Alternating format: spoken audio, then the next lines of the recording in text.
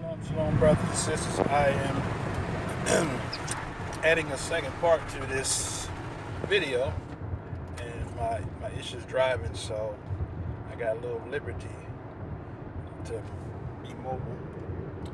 But I wanted to talk about um, this issue of voting being a sin because many proponents of that say that we are trusting in man and trusting in the government.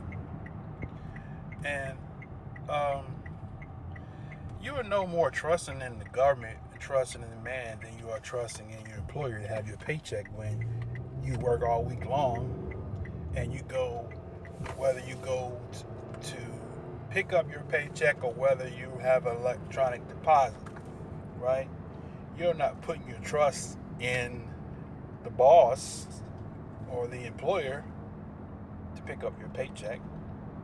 So to say when you vote for somebody in office or you exercise your rights to cast a vote that you're putting your trust in man is false. I can flip the script the other way and say you are putting your trust in man by not voting. Because to not cast a vote is actually casting a vote.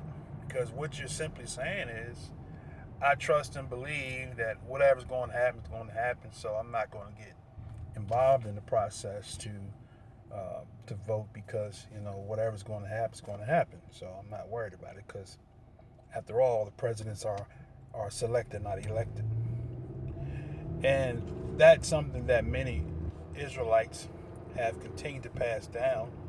That the president is not um, elected but selected or selected. And I was one that said that. I mean, and many of us say that, but where's the proof of that? When you study, actually, what kind of led me to revisit some things was after I studied, and by the way, I am still a Hebrew Israelite. I am a covenant Israelite. I follow the law, statutes, and commandments of the Most High, and I don't see where it is the transgression. As a matter of fact, even Shaul said, where there is no law, there is no transgression. So if voting is transgression, then show me the law where it says thou shalt not vote. And then we can call it transgression. But you're not going to find it in there because there's no law that says that voting is a sin. Israelites throughout the scriptures voted all the time, selected, chose. People selecting and choosing is voting. No, they didn't have polling booths. That's something that is an invention of our time. If they had polling booths and those types of things, I'm pretty sure they would have gone into a polling booth. But that's all I want to share um, on that particular thought. But what I want to say is that if a person says, hey, my vote don't count, I'm not going to vote because I don't believe in either one of the candidates that's selected. Well, I mean, you're not going to find. It's just kind of like choosing a mate. You might think you chose the right mate. We've all have made that mistake. We've chosen a person on the basis of what we see on the surface. But you really don't know what that person is really like until you actually get involved with that person and get to know that person. And then you see, oh, wow, I thought they was really this type of a person. So it works the same way with selecting political candidates to represent you in things as far as to like wages, right? Some say, well, if you don't get actively involved in voting for people who are concerned with wages, then you say, I'm not going to vote because my vote don't count. And then somebody else gets in office and they refuse to fight for proper wages for employees. And so now you're already struggling as it is. So as time goes on, as inflation and as prices escalate, and you're still making the same amount of money, but you're doing the same work. But times is progressing, but your pay is the same. you're not going to be able to keep up with your expenses. I mean, I can look at how our life is now opposed to how our life was when we were coming up as kids.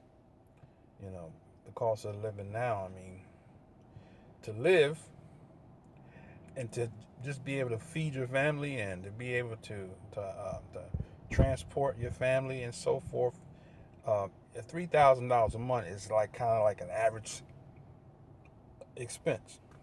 You're gonna spend $3,000 at least a month on food, on your things that you need to do to sustain yourself. Okay, get to and from work, etc.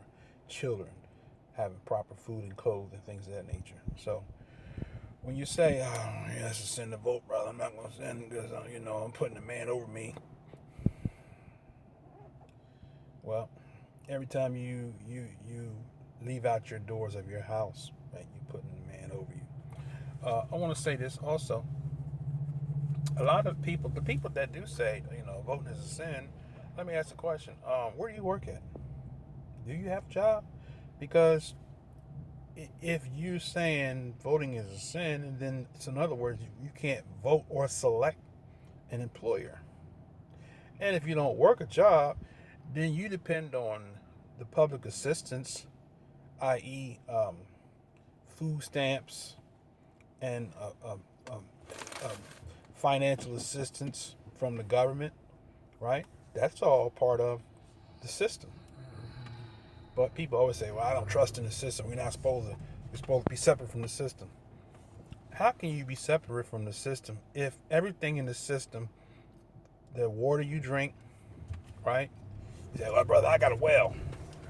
Well, how do you know that they don't have any input on in the well in terms of what they may be doing? We don't know what they're doing with that well.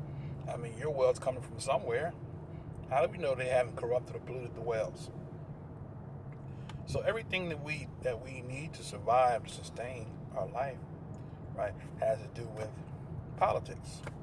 So for you to say, well, it's a sin for me to vote, it basically comes to show that you really don't have any knowledge about voting and the whole process, right? We've got to do better, Israel. We've got to not fall for the same Mickey in the drink that we've been falling for years and not getting actively involved and things of that nature.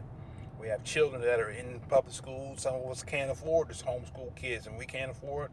We don't own any land. Most of us,